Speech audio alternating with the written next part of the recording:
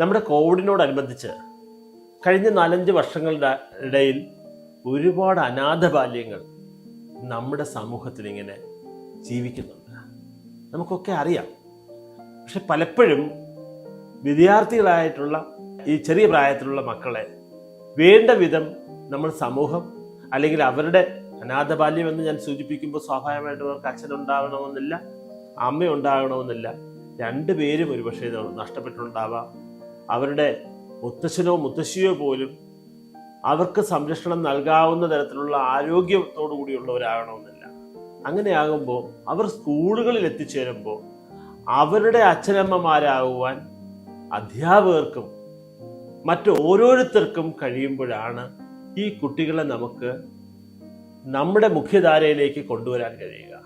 കുട്ടികൾ ഒരുപാട് സ്നേഹം ആഗ്രഹിക്കുന്നുണ്ട്. അച്ഛനിൽ നിന്ന് കിട്ടേണ്ടതും അമ്മയിൽ നിന്ന് കിട്ടേണ്ടതും മറ്റ് സഹോദരങ്ങളിൽ നിന്ന് കിട്ടേണ്ടതും ഒക്കെ ഇവയെല്ലാം വാരിക്കോരി കൊടുക്കുന്ന അധ്യാപകരായിട്ട് മാറുവാൻ നമ്മുടെ സമൂഹത്തിലുള്ള വിദ്യാലയങ്ങളിലെ എല്ലാ അധ്യാപകർക്കും കഴിയുമ്പോഴാണ് നമ്മുടെ ഉത്തരവാദിത്വം നിറവേറ്റി എന്നുള്ള ഒരു സംതൃപ്തിയും ഒരു സന്തോഷവും നമുക്ക് ജനിക്കുന്നത്. നമ്മുടെ മക്കളെ നമുക്ക് സ്നേഹത്തോടുകൂടി മാറോടണച്ച് അവരെ പരീക്ഷയ്ക്ക് തയ്യാറെടുപ്പിക്കലല്ല, അവരുടെ ജീവിതം കെട്ടിപ്പടുക്കുവാൻ നമുക്ക് ഒരുമിച്ച് നിൽക്കാം.